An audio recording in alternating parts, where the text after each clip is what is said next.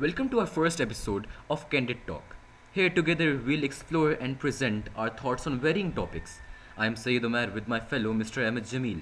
So today we are going to share our views on regretting for time is more waste of time.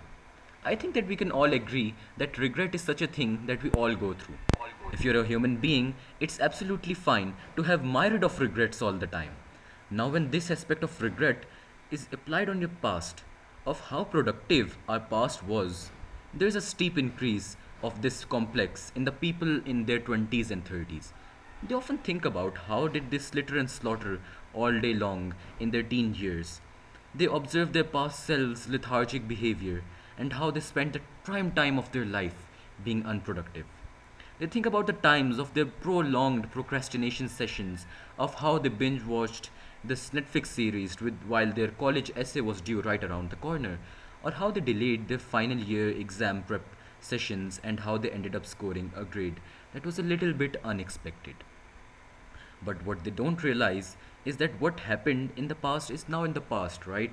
So basically, we all make mistakes and they do not realize that you need to put the past and you need to bury it. We all make mistakes to improve, but some mistakes can become a even major obstacle when we decide not to learn from them but to dwell on those thoughts and decisions and moments for a long, long time. Now, this is where the part kicks in with the adverse effects, right? You are stuck with the past as you are living in the present with a fast approaching future. You cannot change what you have done, but something that is in your actual control is how you mold your own future. Now that we've got two pathways in such a scenario for a teenage or when someone when he's in his 20s or 30s, he has two pathways in front of him. He can decide to go down in either of the ways. One pathway is to get hold of those regretful thoughts and actually of the past and think about them with his all remaining mental ability of what remains of him. Now, if you choose this, you're doing yourself no good. And I mean it when I say it. You're not only contributing to your insecurities, depression, and anxiety, on which it could possibly develop into your more serious complexities. On the other side, you are provided with a different pathway, a pathway that provides you with a ray of hope. You decide to extract the lessons from your mistakes and buy and basically bury the melancholy part in all of these sad memories that you have of your own past.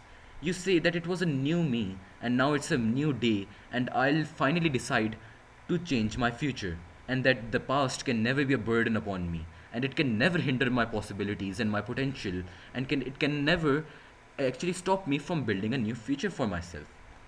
And it is, of course, me who will determine who I'll be known as in the future.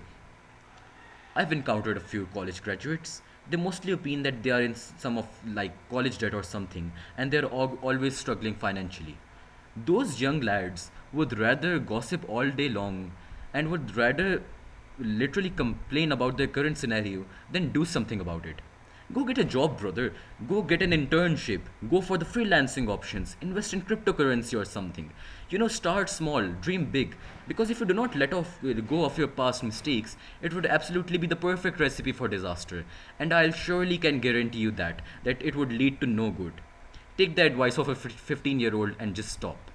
And just stop trying to make things right that you did wrong in the past. I think that it's the right thing to do is to quote one of the most iconic movies from our past, right?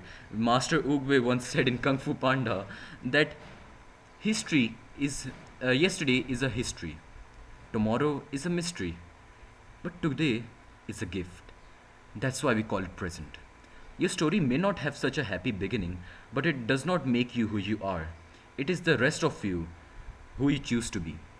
Don't you agree, or aren't we on the same page, Ahmed, right now? Like to add that for the most part, I try not to have any regrets.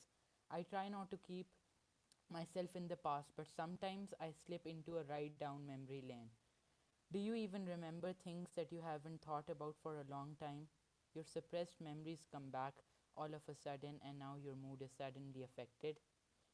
I usually feel sadness and frustration when I remember them. My motto for the past few months of my life has been move forward. I wanted to start doing things and investing in my development. I wanted to learn, create, and experience so much. I felt like I had to catch up on the years that I wasted not doing anything. I guess I'm more accepting of my past now. There's actually no reason to think about your past mistakes. You have to learn from them and try your best not to repeat them. That's the only thing you should take from your mistakes and failures. I now see my wasted time as an important time in my life. I needed to feel the lack of motivation, the confusion, the pain, the surrendering, the searching, the emptiness.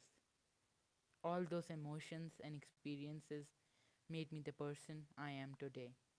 They all changed me in one way or another to get me to do this very moment. The funny thing about this is that it ends to block off the negative parts of your memories. Your brain doesn't want you to feel that emotion again. Your brain crafts a scene that gives you tingles and happiness when you think about it. It also favors positive memories only. All the negative thoughts, like our deepest regret, trauma, and suffering, are hidden in our brains, only to resurface occasionally. I find that when they do resurface, they are the hardest moments to overcome. Before you know it, you'll probably forget about it and move on with your day. But there's something about my regrets that always bothers me, the feeling of what if. We all want to change the past, to make the perfect choice. It all seems so obvious in hindsight, and my biggest wish would be to go back and test the what if scenario. What do you get out of asking yourself that question? Do you believe that you would be happier where you stand today? Do you believe that you would be smarter, richer, faster, or stronger?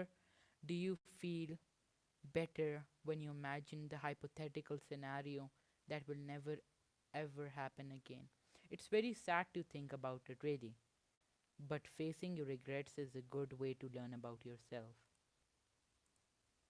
If you handle If you hadn't made the decision that you regret now, you wouldn't be able to look back and learn from it. You now understand what you wanted and didn't want. You can move forward as a wiser person than you once were. There's always going to be a what if moment in everyone's life. Those are the moments that you believe were key changing moments of your life. Imagine if I chose my hypothetical scenario in my what if moment.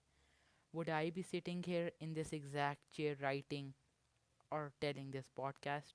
Would I have ended up somewhere else, not even remotely thinking about podcasting? Would I have been able to keep any of my existing friends, experiences, emotions, lessons, conversations, and knowledge? Also, if I were to make that hypothetical situation, wouldn't I just make my hypothetical life more glamorous than it would have been? Wouldn't I have crafted it into a utopia where I believed that I had made the right choice, that I would have been internally happy in this other scenario? Okay, maybe we're just delving too deep in science fiction, but it's definitely something interesting to talk about. Hope you enjoyed our podcast.